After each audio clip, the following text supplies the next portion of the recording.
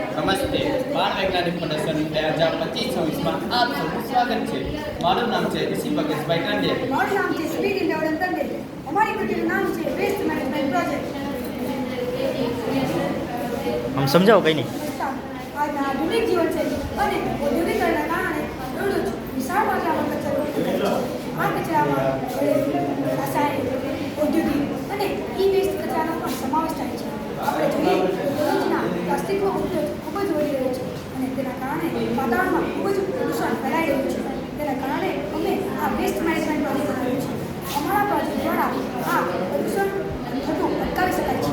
અમારા પ્રોજેક્ટનો મુખ્ય ઉદ્દેશ્ય એ છે કે લોકોમાં સફાઈ અને પર્યાવરણ જાગૃતિ અપનાવવી, સસ્તી, અસરકારક તથા ટકાઉ પદ્ધતિ અપનાવવાની છે।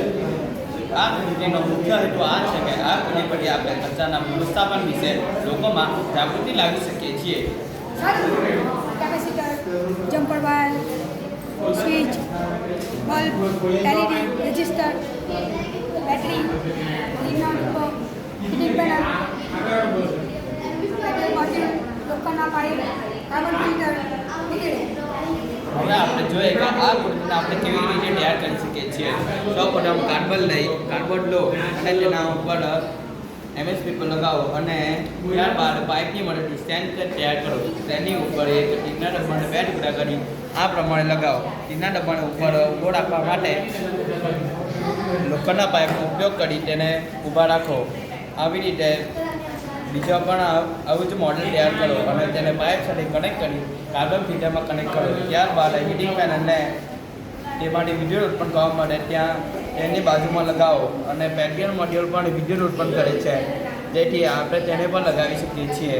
અને ત્યારબાદ કેપેસિટર, બેટરી, સ્વિચ અને બલ્બની મદદથી એક સર્કિટ તૈયાર કરો। હવે આપણે જોઈએ કે આ કૃતિ કેવી રીતે કામ કરે છે। હવે તેના આપણે ઉપયોગો જોઈએ।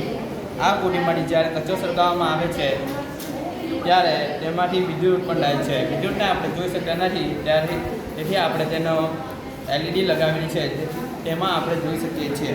આ કૃતિ પરથી આપણે સ્વચ્છતા તરફ એક ડગલું આગળ વધી શકીએ છીએ। જ્યારે કચરો સળગાવવામાં આવે છે ત્યારે કેપેસિટરમાંથી બેટરીમાં સંગ્રહ થાય છે અને આ બેટરીમાંથી આપણે જ્યાં જરૂર હોય ત્યારે આપણે તેનો ઉપયોગ કરી શકીએ છીએ। સરસ સરસ, ખૂબ સરસ રજૂઆત।